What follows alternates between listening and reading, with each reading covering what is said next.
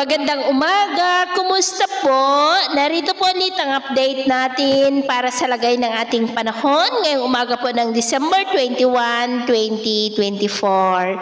Sa ngayon po ay patuloy pa rin na amihan ang umiiral dito sa malaking bahagi ng Luzon, easterly sa may Visayas, shear line sa may Southern Luzon at Intertropical Convergence Zone sa may Mindanao. Ang LPA po ngayon na ating binabantayan dito sa loob ng ating area of responsibility ay nasa kanlurang baybay na po ng Sulu Archipelago. At sa atin pong long range forecast ay wala pong bagyo na nakikita rito na tatawid po dito sa ating kalupaan hanggang sa matapos ang taon na ito. Pero may nagbabanta pa rin na isang sama ng panahon na maaari na mabuo sa unang linggo ng susunod na taon at ang development niya ng ating babantayan kung matutuloy po o hindi. At sa lagay po ng ating panahon ngayong umaga ay maayos naman ang panahon sa malaking bahagi na ating bansa pero may tsansa pa rin ng cloudy skies with isolated rains lalo na po sa silangan ng Cagayan, Calabarzon, Bicol Region,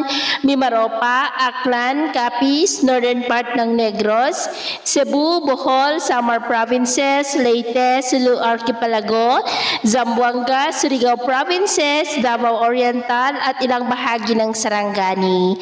At mamaya ay sisikat naman po ang araw sa malaking bahagi ng Luzon at Mindanao pero may tsansa pa rin ng cloudy skies with isolated rains sa silangan po ng Cagayan Valley, Calabarzon, Bicol Region, Mimaropa, Aklan, Capiz, Northern Negros, Cebu, Bohol, Leyte, Samar Provinces, Caraga, Mati, Sarangani, Zamboanga at Sulu Archipelago. At mamayang hapon, mas maraming lugar ulit ang makakaranas ng cloudy skies with isolated rains, lalo na po sa may Southern Luzon, Visayas, Mindanao at ilang bahagi ng Northern Luzon, kaya mag-ingat pa rin po tayo. At sa atin naman pong mga baybayin, maalon po sa seaboard ng kanluran ng Luzon, silangang baybayin ng ating bansa at sa mga baybayin ng Batanes, Babuyan Islands at Cagayan dahil ang mga alon dyan ay posible po na aabot hanggang sa 6 to 12 feet. Kaya hanggat maaari po,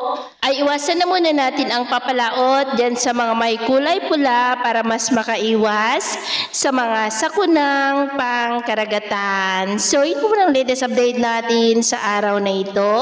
At ako po muli si James na nagsasabing sa kahit anong pagsubok po na darating sa ating buhay, huwag na huwag po tayong mawawalan ng pag-asa. Thank you and God bless.